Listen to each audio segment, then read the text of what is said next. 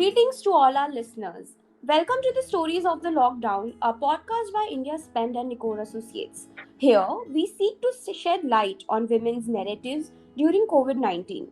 The pandemic has disproportionately affected women, deepening pre existing gender divides and setting back gender equality.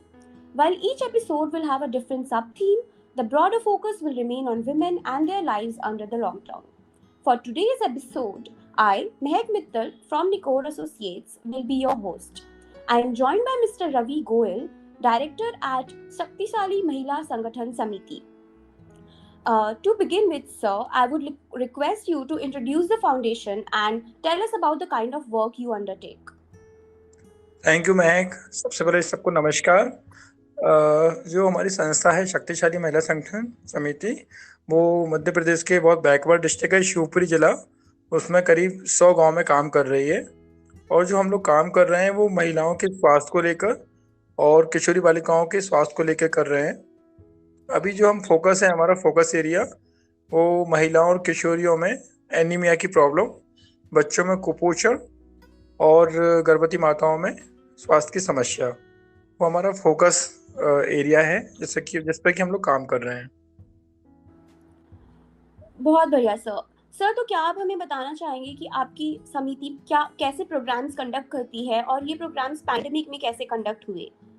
जी, जैसे कि मैं आपको बता दूं कि हमारी जो पूरी टीम है जो काम करती है, हम लोग जो गवर्नमेंट की जो फैसिलिटी है वहाँ पर ही काम करते हैं और टू वे काम करते हैं। एक तो जो गवर्नमेंट की जो फैसिलिटी है उसमें उनके जो फ्रंटलाइन वर्कर हैं या सुपरवाइजर सीडीपी, उनकी कैपेसिटी बिल्ड करना, और जो कम्युनिटी है जिसमें हमारी सुपोषण सखी है, हमारे पास अभी करीब 380 सुपोषण सखी है जो उसी कम्युनिटी के बीच से आती है जहाँ के बच्चे कुपोषित हैं, और एक कम्युनिटी है जिसके बच्चे सुपोषित हैं।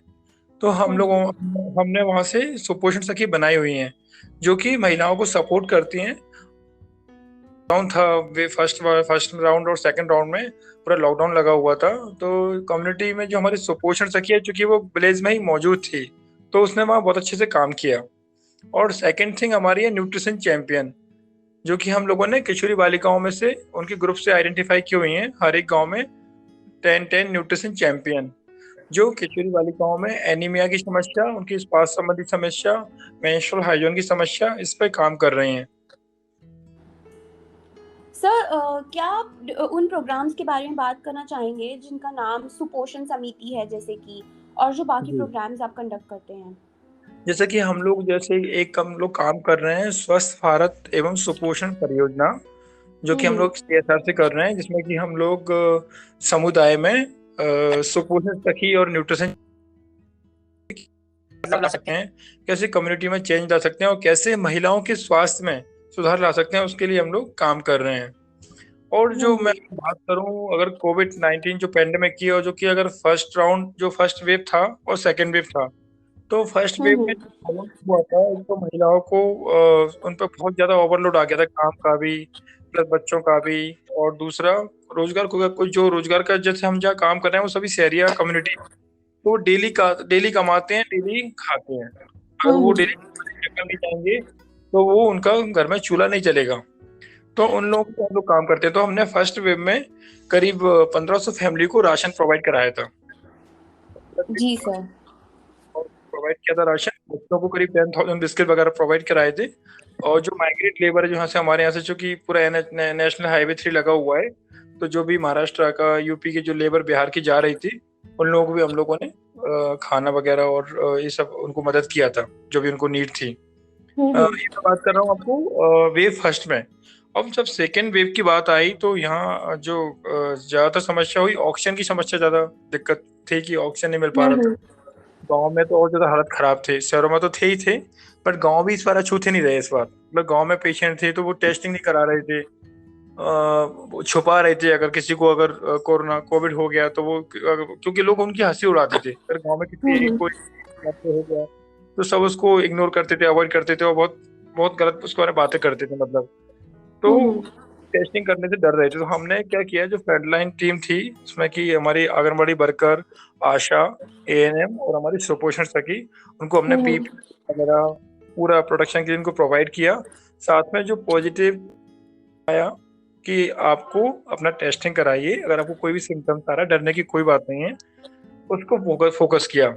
और इसके बाद में उनका कोविड वैक्सीनेशन को सपोर्ट किया कि आप कोविड का वैक्सीन लगवाइए, 2 गज की दूरी रखिए, साफ सफाई से रहिए, बार बार हाथ धोते रहिए और सोशल डिस्टेंसिंग का फॉलो कीजिए।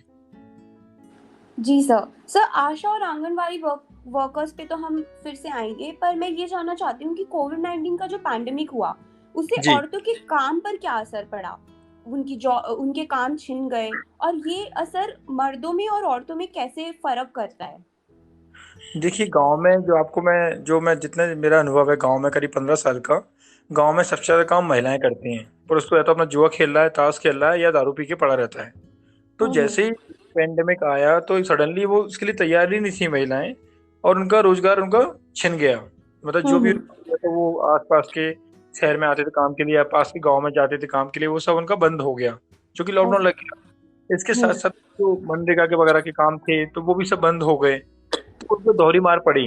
एक तो घर पे हम्म। कुछ पीने को नहीं, रोज कमाते हैं रोज खाते हैं, और प्लस पुरुषों ने भी उन पर और अत्याचार शुरू शुरू कर दिया, क्योंकि वो भी फुली घर में बैठे हुए थे, तो घर का हम्म। हो गया। और प्लस उन पे डोमेस्टिक वायलेंस भी काफी बढ़ गया, जो हमारे पास केस आए निकल के हम्म। Lockdown pandemic. तो उन पे महिलाओं पे सबसे ज्यादा प्रभाव इसका पड़ा, कोविड-19 का पैंडेमिक का। देखिए, हमारा जितना अनुभव है, गवर्नमेंट ने बहुत सारी बातें की कि है ना, हम लोग एसएचजी समूह को इतना सपोर्ट कर रहे हैं, इसके लिए ये स्कीम लेके आ रहे हैं, उसके लिए ये स्कीम लेके आ रहे हैं। बट धरातल पर ये सभी स्कीम शून्य साबित हुई। उनको हम्म। 1% का फायदा ग्रामीण की महिलाओं को नहीं मिला। सर, तो इस नहीं फायदे नहीं मिलने के पीछे कुछ वजहें होंगी। एक जो गांव की जो कम्युनिटी है, एक तो उतनी अवेयर नहीं है। और सेकंड थिंग, जो गांव का सिस्टम है, जैसे कि सरपंच सेक्रेटरी वगैरह, तो वो उनका काम होने ही नहीं देते। मतलब इतनी लॉबी रहती है, तो वो एक दो लोगों को, अपने अर्बन के लोगों को करा दिया, मतलब समूह के लिए कुछ आया स्कीम, तो वो उन्हीं को उसका लाभ मिल जाता है। अगर 10,000 समूह हैं और आपने अगर 10 समूहों को लाभ दे दिया, तो उससे क्या फर्क पड़ता है, एक कितना परसेंट हुआ बताइए। तो जो जहाँ रियल में जहाँ नीड थी, जहाँ जहाँ काम मिलना चाहिए था, जहाँ पे उसका इम्प्लीमेंटेशन अच्छे से होना चाहिए था स्कीम का, वो नहीं हो पाया। अच्छा सर, तो आशा और आंगनवाड़ी की जो महिलाएं हैं जो काम करती है, उनके बारे में वापस हम आएंगे। तो न्यूज़ में बहुत चर्चा रही है कि उन्होंने फ्रंट लाइन में बहुत काम किया है, पर उन्हें उतने फायदे नहीं मिले।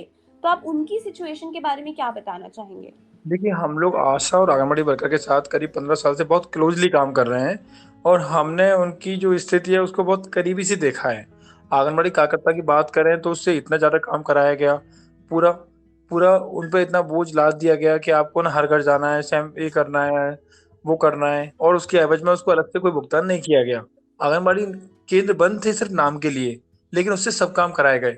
उससे बच्चों का वजन भी कराया गया, उससे राशन घर घर बंटवाया गया आंगनबाड़ी कार्यकर्ता से, उससे और भी जितने भी काम थे जो सरकार के उस टाइम, जैसे कि एक था रोको टोको अभियान, वो सब उनसे कराया गया। और उनको उसकी एवज में ना तो उतनी अच्छी उनको सैलरी मिलती है, और ना उतना उनको कुछ उसके एवज में कोई मानदेय दिया गया। और उनका जो काम था, मतलब वो बहुत डबल ट्रिपल हो गया। उस पीरियड में उन्होंने फ्रंटलाइन के तौर पे काफी अच्छा काम किया, जो हमने देखा जितना। बट उसके एवज में उनको ना तो कोई मोटिवेशन, ना कोई सम्मान, और ना कोई उनको मानदेय अलग से जो एडिशनल सर काम कराया। सर, तो आपके हिसाब से गवर्नमेंट क्या उन्हें बेटर सपोर्ट दे सकती थी जो उन्हें नहीं मिला? जैसे कि पीपीई किट्स देना, या फिर उनकी देखिए जो आय है उसे बढ़ाना। आप देख- क्या देखिए चाहते हैं मैंने गवर्नमेंट से? हाँ, मैं आपको बता रहा हूँ, मैंने जितनी भी आशा कार्यकर्ता और आंगनबाड़ी कार्यकर्ता से बात किया, तो मैंने तो उनको 1 या 2 मास्क दे दिए गए। तो 1-2 मास्क से आप साल भर काम तो नहीं करा सकते, या 3, जितना भी आपका ड्राइव चल रहा है, जो स्पेशल कैंपेन चल रहा है, रोको टोको अभियान है, या जो भी आप कोरोना का उनसे काम करा रहे हैं, तो उनको वो सेफ्टी फीचर्स है, पीपी किट, कुछ भी नहीं दिया गया। सिर्फ नाम मात्र के लिए उनको कुछ सैनिटाइजर पकड़ा दिया और मास्क पकड़ा दी। तो जो मास्क है वो तो उनके 2 दिन में ही खत्म हो गए। तो मैंने जितनी भी जगह वर्कर से बात किया, तो हमने उनको एडिशनली सब प्रोवाइड भी कराया। पीपी किट है, जहाँ बच्चों की पॉजिटिव पेशेंट थे रेड जोन एरिया, वहाँ वो काम कर रही है, और उसके पास में अपना सेफ्टी के ही उस पर की किट वगैरह वो कुछ भी नहीं है। तो वो उनको बहुत दिक्कत थी, वो हमसे बोलती थी, क्योंकि हमसे काफी क्लोज हैं वर्कर, तो सब बताती हैं, शेयर करती हैं, अपने अधिकारियों से नहीं कर पाती, अपने सुपरवाइजर से नहीं कर पाती, पर हमसे वो शेयर कर पाती हैं। तो उन्होंने शेयर किया कि उनको काफी प्रॉब्लम फेस करना पड़ी। इवन उन्होंने खुद कई बार तो उन्होंने अपने खुद के पैसे से उन्होंने अपना सैनिटाइजर और मास्क परचेज किया। जी सर। So sir. आशा की बात करूं, आशा वर्कर की, तो हम्म। उसकी हालत तो और ज्यादा दयनीय है। आशा वर्कर के लिए एज अ उससे क्या मिलता है, जब आप गर्भवती माता का टीका लगवाएंगे तो आपको मानदेय मिलेगा, बच्चों को हम्म। रूटीन इम्यूनाइजेशन कराएंगे तो आपको मानदेय मिलेगा। और उस पीरियड में ये सब बंद हो गया, ना के बराबर हुआ, तो आशा को तो कुछ भी नहीं मिल पाया। और इस दौरान वे कोरोना का भी काम कर रही थी आपके अकॉर्डिंग? आशा, मैंने बोला ना, पूरे टीम बनाई गई, पूरा दल बनाया गया था, जिसमें आंगनबाड़ी वर्कर है, आशा है, ये इन सबको उसमें रखा गया था। जी सर। सर तो अ, आप क्या बताना जो गांव के लोग हैं उनके ऊपर कोरोना का जो प्रभाव है, तो आपके अकॉर्डिंग क्या गवर्नमेंट को करना चाहिए था कि उन्हें कोरोना से रिलेटेड जो भी इंफॉर्मेशन है और जो भी सर्विसेज चाहिए वो इजीली मिल पाती, और कौन से ऐसे चैनल्स हैं जो गवर्नमेंट ने नहीं यूज कर किए? देखिए, सबसे बड़ी बात तो क्या है ना, जैसे कोविड के बारे में था तो एक बहुत बड़ा भ्रम और एक भय था, तो सरकार को उसको दूर करना चाहिए था। उनके पास पूरा अमला है, फ्रंट लाइन है, सब कुछ है, टीचर्स का उपयोग कर सकते थे। टीचर लोग फ्री थे, फ्री की सैलरी पा रहे थे, बट टीचरों का कोई उपयोग उसमें नहीं कराया गया। और काफी बड़ी एक संख्या है टीचर्स की, अगर वो उसका उपयोग करते तो गांव वाले उनकी बात को मानते और इतना ज्यादा नुकसान नहीं होता। चाहे बात जी सर। वैक्सीनेशन की हो या कोविड के बारे में एक सही एक अवेयरनेस की, वो उन तक नहीं जी। पहुंच पाई। सरकार जी सर। अगर इसका करती, उनका उपयोग करती, तो काफी अच्छा एक मैसेज जाता। जी सर। सर जिस प्रकार आपने टीचर्स की बात की, तो एक मैं हम ये जानना चाहेंगे कि जो बच्चों के प्रति बिहेवियर होता है पूरी सोसाइटी का, तो वो लड़कों में और लड़कियों में कैसे डिफर करता है, और कोरोना के दौरान लड़कियों के ऊपर क्या ज्यादा प्रॉब्लम्स आई हैं इस वजह से? देखिए, जो गांव की जो स्थिति है, तो लड़का लड़कियों में भेदभाव तो बहुत ज्यादा है। जो जी सर। अधिकार एक लड़के के हैं वो लड़की के भी हैं, बट गांव में जस्ट अपोजिट है। लड़कों को तो उसके पूरे अधिकार दिए जाते हैं, बट लड़कियों से उनका शिक्षा का, उनका खाने पीने का और उनका रहने का, उन सब चीजों से उनको वंचित कर दिया जाता है। वो लड़के के बराबर उनको नहीं दिए जाते हैं, और ड्यू टू पैंडेमिक लड़कियों ने हम्म। ज्यादा फेस किया। चाहे उनका स्कूल तो सब बंद ही हो गया था, ठीक है, हम्म। चाहे उनकी स्वास्थ्य की समस्या हो तो उनको सैनिटरी पैड तक के लिए उनके पास कोई व्यवस्था नहीं थी। अच्छा। और सर तो ऑनलाइन होने की वजह से जो फोन में मिलना, फोन जैसे होना चाहिए या लैपटॉप होना चाहिए ताकि वो ऑनलाइन एजुकेशन ले सके, तो क्या आपने ये भी नोटिस किया कि ये लड़कों को ज्यादा दे रही हैं परिवार, और लड़कियों को दूसरी चीजें फेस करनी पड़ रही है, जैसे घर का बढ़ता हुआ काम या फिर चाइल्ड मैरिज? आप इस बारे में कुछ बताना चाहेंगे हमारे देखिए, लिसनर्स को? जो लॉकडाउन का जो हमने देखा कि जो मोबाइल वगैरह है उससे ज्यादातर लड़कों को ही दिए जाते हैं, लड़कियों को उससे वंचित कर दिया जाता है। और जो चाइल्ड मैरिज की अगर बात है तो वो तो काफी मात्रा में, काफी संख्या में हुए थे। उन्होंने देखा ये अच्छा मौका है, और चोरी छुपे काफी ज्यादा शादियां, चाइल्ड मैरिज हुई, लड़कियों की जी शादी सर। कर दी गई, और बाकी को काम से लाद दिया गया, ये काम करो, घर का पूरा काम आप ही करो। तो वो लड़कों हम्म। से कुछ भी नहीं कराया जाता, और लड़कियों से पानी से लेके पानी जाओ, ये करो, खेत का काम, घर का काम, पूरा सब उनसे कराया जाता है। तो बहुत ज्यादा भेदभाव है अभी भी। अच्छा। और सर जो हमने ये माइग्रेंट वर्कर्स देखे जो कि गांव में वापस आ गए हैं पैंडेमिक के कारण, फर्स्ट वेव में और सेकंड वेव में, तो औरतों पे क्या स्पेसिफिक प्रभाव पड़ा है इसका? देखिए, औरतों का जो हमने नोटिस किया, हमने जो बात किया, एक तो उनके बच्चे काफी कुपोषित हो गए। इवन महिलाओं के स्वास्थ्य में भी काफी गिरावट आई। और जब वो हम्म। वापस आ गई तो उनको ये आशा थी कि उनको गांव में रोजगार मिल जाएगा, जो उनको वादा किया गया था सरकार के द्वारा, बट उनको उतना रोजगार नहीं दिया गया। तो उनको अल्टीमेटली उनको वापस जाना पड़ा, वो जबकि वो नहीं जाना चाहते थे वापस। हम्म। लेकिन उनको कुछ टाइम वो रहे रहे तो उनकी हालत इतनी खराब हो गई, बच्चे कुपोषित होते गए, उनको सेवाएं मिल नहीं रही थी जो उनको मिलना चाहिए थी। तो उनके स्वास्थ्य पर, उनके आर्थिक स्थिति पर बहुत गहरा प्रभाव पड़ा। तो उनको फाइनली बाद में, ना चाहते हुए भी, फिर से वहीं जाना पड़ा जहाँ से वो वापस लौट के आए थे, इतनी बुरी कंडीशन में। जी सर। और सर क्या ये फर्स्ट वेव और सेकंड वेव के दौरान कुछ फर्क दिखे आपको महिलाओं के बिहेवियर में? देखिए, जो फर्स्ट वाला था और सेकंड वाला था, तो जो सेकंड वाले में और डोमेस्टिक वायलेंस काफी ज्यादा मात्रा में बढ़ गया। जी फर्स्ट में सर। उसका परसेंटेज उतना ज्यादा नहीं था, बट हमने जब नोटिस किया, जब केस आने लगे हमारे पास काउंसलिंग के लिए, और लोग जब चूंकि हम लोग सीधा ग्रास रूट से जुड़े हुए हैं वो पूरी हम्म। टीम के साथ में, उसमें हमारी सुपोषण सखी है, उन्होंने भी काफी केस एड्रेस किए। तो जो सेकंड वेव था, फर्स्ट वेव्स की अपेक्षा सेकंड वेव्स में महिलाओं को ज्यादा काम और ज्यादा इससे जूझना पड़ा, और जो उनके आय डोमेस्टिक आय वायलेंस। के लिए आय के लिए जो वो काम करती थी, जैसे कि मनरेगा हो गया या फिर दूसरे गांव शहरों में काम करती थी, उसमें फर्स्ट वेव और सेकंड वेव में। फर्स्ट वेव में तो वो लोग अपने ज्यादा काम करते थे, वो सब उनका बंदी हो गया था पूरा पूरी तरीके से। सेकंड वेव में कुछ कुछ जगह उनको छूट थी कि आप काम के लिए जा सकते हैं, जी सर। और वो गई भी। मतलब चाहे ओके। मनरेगा के कुछ काम हो या अदर कुछ कुछ कंस्ट्रक्शन के काम भी चालू कर दिए गए थे, उस पर रोक नहीं थी। तो वो वहां पर उनको रोजगार मिलता रहा सेकंड वेव में।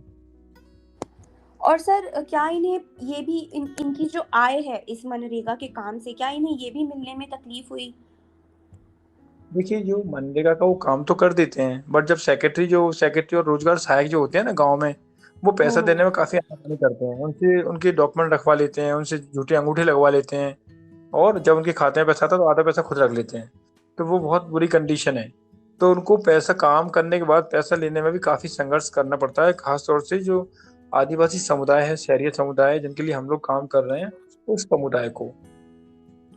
जी सर। सर तो जैसे कि आपने कहा कि बैंक अकाउंट में जो पैसा आ रहा है वो वहाँ के लोकल जो हेड्स हैं वो खुद रख लेते हैं, तो ऐसा क्या सिस्टम है जिनकी वजह से उनके लिए बहुत आसान है बैंक अकाउंट से किसी और के पैसे खुद खुद के लिए रख लेना? एक्चुअली क्या करते हैं ना, वो इसी शर्त पे उनको काम पे देते हैं कि आपको काम जब ही देंगे जब इसका इतना पैसा आप हमको दे दोगे। तो वो डॉक्यूमेंट को जमा कर लेते हैं उनके पहले ही, और अंगूठे लगवा लेते हैं एडवांस में, फिर उनसे वो काम कराते हैं। और जब वो काम करते हैं तो उनसे वो जैसे ही पैसा बोलते हैं कि हमने पैसा डाल दिया है, अब आप जल्दी आ जाओ और हमारे को ये पैसा दे दो, बाकी पैसा आप अपना ले जाओ। अच्छा। और सर कोरोना के दौरान जो ये सेल्फ हेल्प ग्रुप्स होती है, स्वयं सहायता समितियां जो होती हैं जिसमें मोस्टली औरतें होती हैं, और ये औरतों को बहुत बेनिफिट भी करता है, इन पे क्या असर पड़ा है लॉकडाउन का, पैंडेमिक का, और हाँ, इससे मैं आपको औरतों की समूह पे आ रहा जिंदगी हूँ। में क्या फर्क समूह से पहले मैं पड़ा? आपको एक बात और बता दूं, जैसे कि जितने भी जो मनरेगा के जो खाते खोले गए हैं ना, वो छोटे खाते खोले गए हैं, जो कि उनका 10,000 तक की लिमिट रहती है। जो कियोस्क रहते हैं ना, गाँव गाँव में कियोस्क बैंक रहते हैं, उनके थ्रू उनको पेमेंट होता है। तो कियोस्क वाले जो रहते हैं वो भी पैसा ले लेते हैं, वो राशि देने की एवज में। कोई 100 रुपये ले रहा है, कोई 200 रुपये ले रहा है, उसने निकाले 1,000 रुपये और 100 उसने रख लिया, जबकि वो फ्री ऑफ कॉस्ट है, हम्म। क्योंकि सरपंच सेक्रेटरी मिले हुए हैं, उनका दबाव है उनके ऊपर। तो वो उनके पैसे वो साठ गांठ कर लेते हैं, सेक्रेटरी, रोजगार सहायक, सरपंच। तो वो जो रहता है सेंटर चलाता है, तो कार्ड सब हम्म। उनके पास रखे रहते हैं।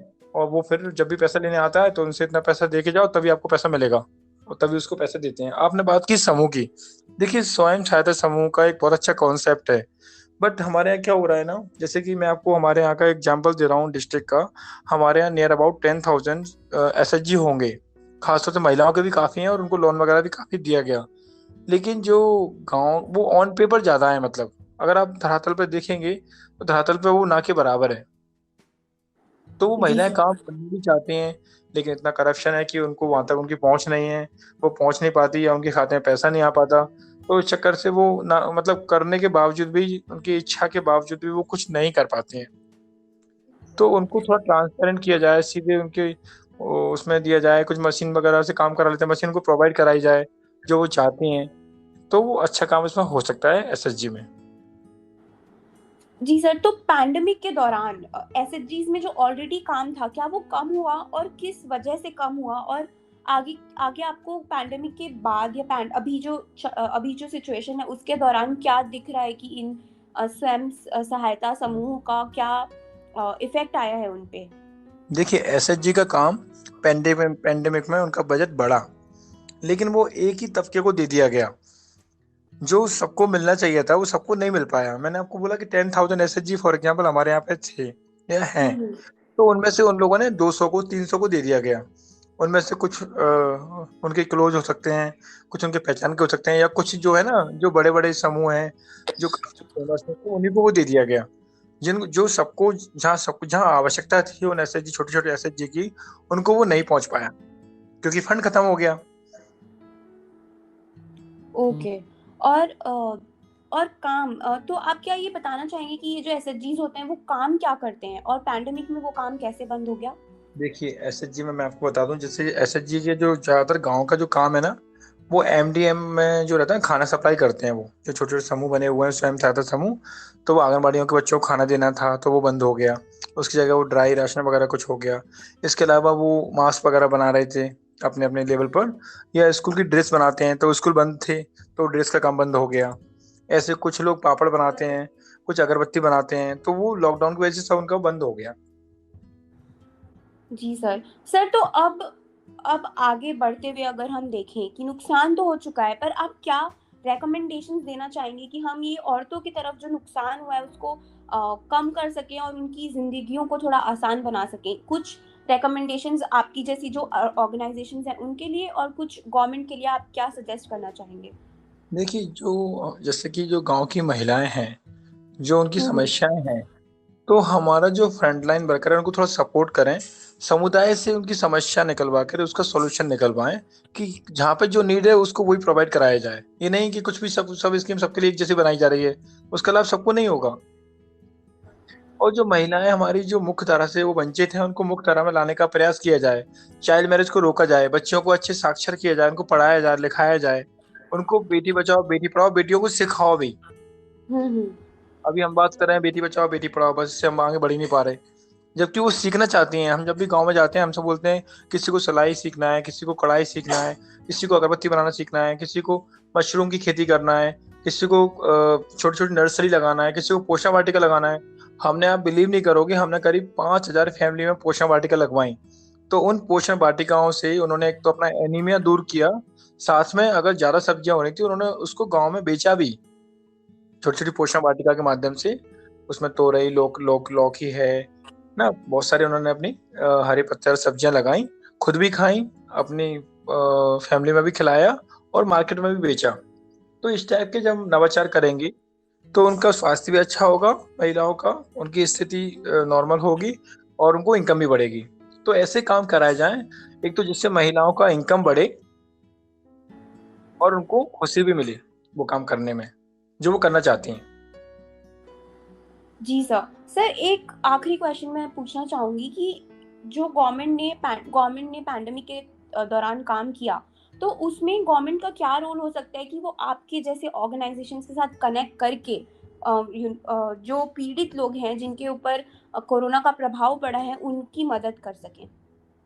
देखिए जितने भी जो स्वयंसेवी संस्थाएं हैं या कम्युनिटी ऑर्गेनाइजेशन है या वॉलेंट्री ऑर्गेनाइजेशन है, अगर सरकार उनका सीधे सीधा पकड़ गांव के अंतिम छोर तक, जो अंतिम व्यक्ति है वहां तक रहती है उनकी पहुंच। तो सरकार जब उनको साथ में लेके चलेगी, इनसे थोड़ा सा राय मशवरा करेगी, उनसे चर्चा करेगी, बैठेंगे पर चर्चा करेंगे और एक अच्छा प्रॉब्लम उसका सॉल्यूशन निकालेंगे, तो डेफिनेटली एक अच्छा काम होगा। और जो कोविड में जो पैंडेमिक में जो जूझ रहे थे उससे, उनको भी राहत मिलेगी इस चीज से।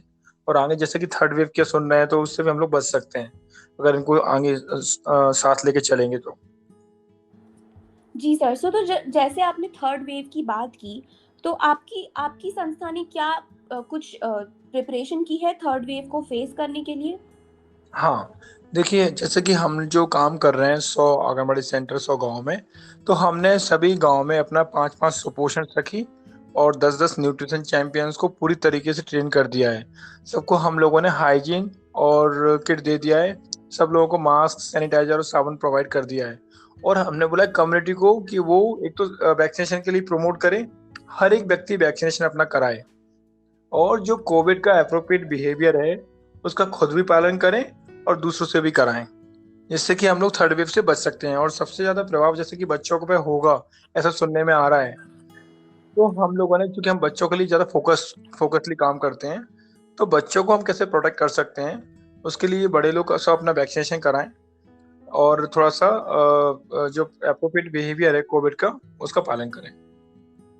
जी सर। सर जैसे कि आपने वैक्सीनेशन की बात की, तो मैं ये जानना चाहूँगी कि क्या वैक्सीनेशन में भी फ़र्क है कि कितनी औरतें वैक्सीनेट हो पा रही हैं और कितने मर्द वैक्सीनेट हो पा रहे हैं? बिल्कुल फर्क है। देखिए यहाँ पे क्या हो रहा है, जो हमारा शहरी क्षेत्र है वहाँ काफी अच्छी मात्रा में वो वैक्सीन लग रहा है, पर जो हमारा ग्रामीण तबका है, खासतौर से महिलाएं हैं, उनमें इतनी भ्रांतियां हैं कि वो वैक्सीनेशन नहीं हो पा रहा है, जी सर। क्योंकि उनको पता नहीं क्या है, कोई मिथ है, परसेप्शन है, या कोई ऐसी कुछ पॉलिटिशियन ने भी कुछ ऐसी बातें कर दी जिससे ऐसा मैसेज गया है कि आप वैक्सीन लगाओगे तो आपकी डेथ हो जाएगी, या आपको 10 दिन बुखार आएगा, या आपको ये हो जाएगा, वो हो जाएगा। इतना ज्यादा मिथ और इतना ज्यादा भ्रांतियां पैदा कर दी हैं कि हमको समझाने में उनको हमको बहुत जोर लगाना पड़ रहा है। जी सर। देखिए, कोविड में जैसे कि एक तो मैंने आपको डोमेस्टिक वायलेंस का बताया था, हम्म। जो कि उन्होंने सबसे ज्यादा फेस किया। इसके साथ साथ में जो उनके जो स्वास्थ्य की जो समस्याएं हैं, जैसे कि अगर जी गर्भवती माता की बात करें या धात्री महिला हमारी है, धात्री माता, तो उसको बच्चे भी देखना है, प्लस वो ये सब परिस्थिति से भी जूझ रही हैं, खुद का स्वास्थ्य भी बहुत खराब है। उनको जो आयरन कैल्शियम जो मिलना चाहिए था, क्योंकि वो लोग इतने आर्थिक रूप से अच्छे ठीक नहीं है कि वो सभी मार्केट से लेके खा पाएं, और जो हमारा मैदानी अमला है वो उनको उपलब्ध नहीं करा पा रहा है। तो ऐसे काफी चैलेंज वो फेस कर रहे हैं।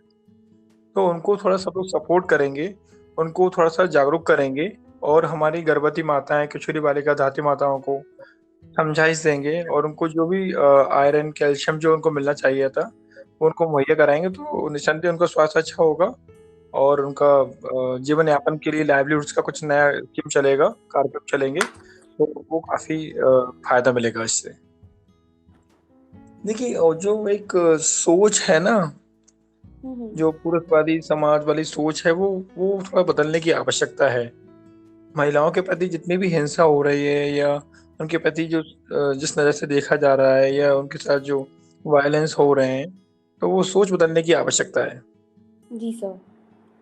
वो शायद जी इस सर। वक्त नहीं हो पाया होगा, तो वो एक ये भी एक पॉइंट है। अगर बराबर का उनको सम्मान देंगे, अधिकार देंगे, तो हमारे समाज में काफी तरक्की होगी। जी सर। इस सवाल के साथ आज का पॉडकास्ट खत्म होता है। आई बिलीव हमारे जो लिसनर्स हैं उन्हें बहुत ही इंफॉर्मेशन और एनलाइटमेंट मिला हो। With that we come to an end. Mr. Ravi, thank you so much for taking out time for the podcast. If you want to learn more about the work, please log on to the website of the firm. And if you like the podcast, please do share it with others and subscribe to never miss an episode. Thank you so much for listening.